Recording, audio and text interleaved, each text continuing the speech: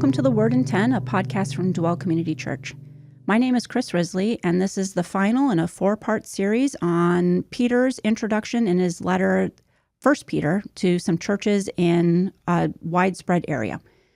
We looked at different perspectives on this life based on who we are, and in the final couple of verses here, verses 6 through 9, Peter's talking about how that has an impact on how we live this life and how we go through some suffering.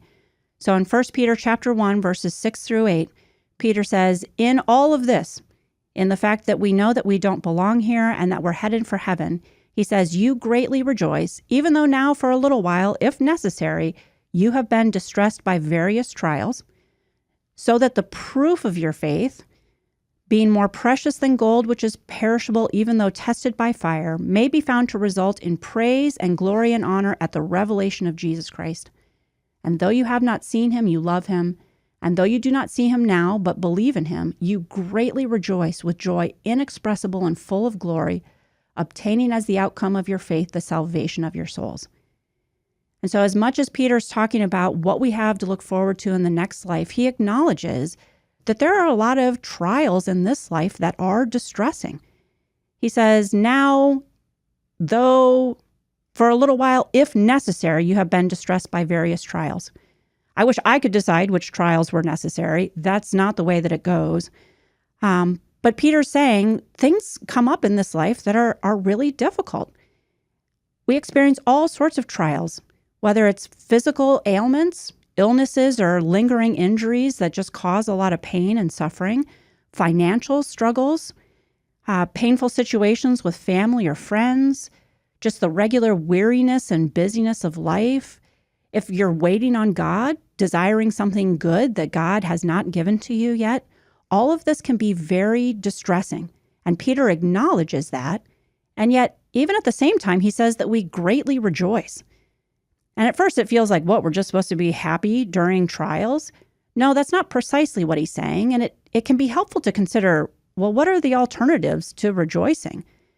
If we're not choosing to rejoice in our trials, we're going to end up complaining a lot and very bitter at other people or at God. We could freak out and feel like God has abandoned us or that something's really wrong that we're going through this. We could just check out and find ways to distract ourselves and not think about what's going on. We could become cynical and just close our hearts off from God and to other people. And so Peter is offering an alternative to those natural choices that we have. He's saying that we could find ways to rejoice.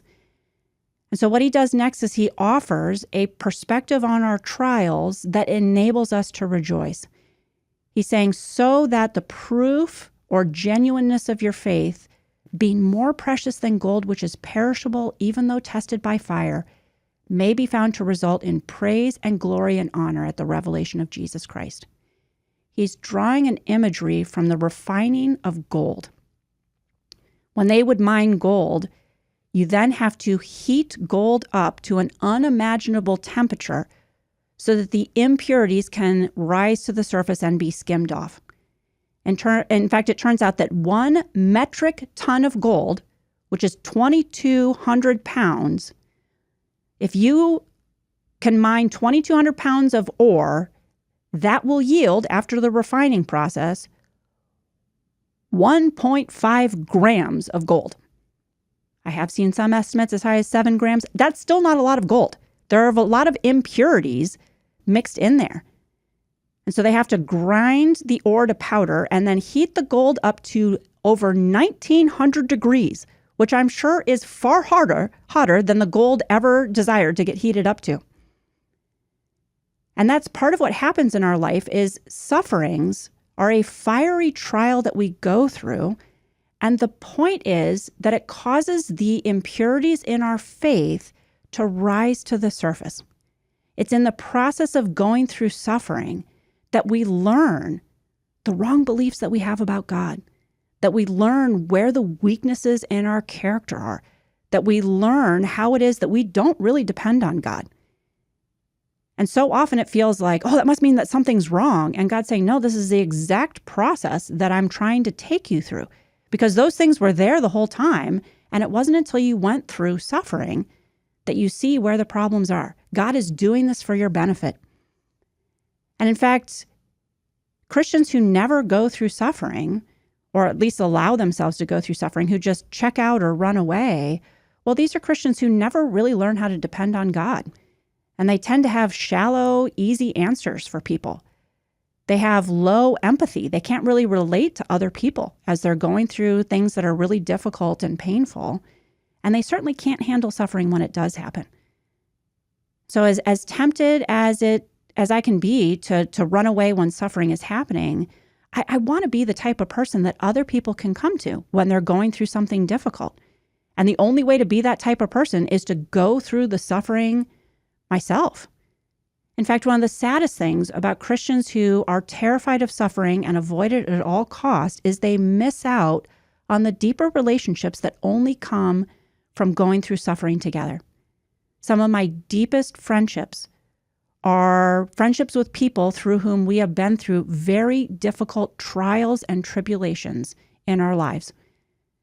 And even when we don't talk about it, there's just a memory of that time that was so confusing, that time that was so difficult, that time that was so painful. And although we're not happy that we went through that together, at the same time, there's a richness and a depth that comes from enduring together. Now, if you're a parent, it might be easy to believe this for yourself, but it's a lot harder to believe when you have kids. It's very painful and difficult to watch them go through suffering. And so you have a choice. Are you going to rush in and alleviate every bit of pain that they might ever go through so that their life is as easy as possible? Or are you going to ask God for wisdom and direction as to what you should do? He is a parent. He's our perfect, loving Father. And there are times that in his love, he does not rush in and fix things. He's with us through it, and he loves us and provides for us, but he doesn't eliminate all pain. And so there will be things that your kids will go through that may be excruciating for you to watch. But the best thing you might be able to do for them is to walk through it with them as opposed to trying to fix it for them. So if you're in the midst of suffering, if you're in the midst of a fiery trial, if you're being tested, what can you do? Well, I would encourage you to ask God for wisdom on your suffering. He can give you a perspective on it. And sometimes the best perspective he can give us is to remind us of how short our suffering is, that a time is coming when we will never have to suffer again. But there will also be ways in which he will open up new passages in the Word to you that you never would have appreciated if you hadn't gone through what it is that you're going through. Now, I read the book of Job multiple times as a young Christian, didn't really understand it until I went through some times of very painful suffering, and the book of Job became a lifeline to me. And I'm not glad that I went through those difficult times, but I'm so grateful for the understanding of various passages that have come about as a result of those times.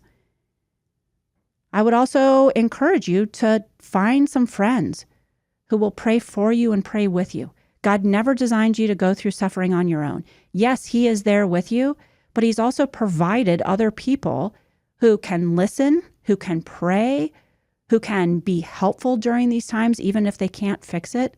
This is part of God's provision for you. And then meditate on scriptures like these.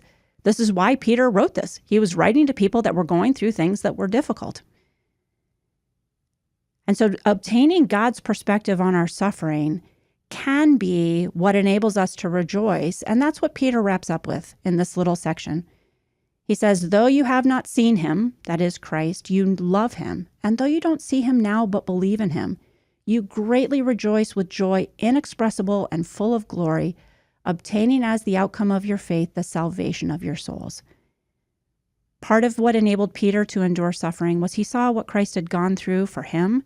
He knew that Christ understood suffering, and he wanted his readers to have the same perspective on suffering that he was able to have.